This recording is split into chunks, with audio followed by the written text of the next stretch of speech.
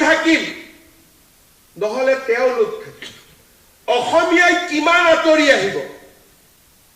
ধুবুৰীৰ পৰা আঁতৰি আহিল বৰপেটাৰ পৰা আঁতৰি আহিল বঙাইগাঁৱৰ পৰা আঁতৰি আহিল ধিঙৰ পৰা আঁতৰি আহিল ৰূপহীৰ পৰা আঁতৰি আহিল দলগাঁৱৰ পৰা আঁতৰি আহিলে তেজপুৰৰ পৰা আঁতৰি আহিলে নাওবৈচাৰ পৰা আঁতৰি আহিলে যোৱা ৭৫টা বছৰত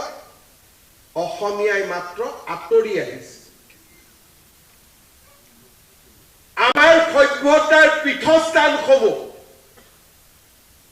তাৰ পৰা আমি বিদায় লৈছো ভাৰতীয় জনতা পাৰ্টিৰ শাসনকালত প্ৰথমবাৰ যি গৰুখুটিত অসমীয়া যুৱকৰ তেজেৰে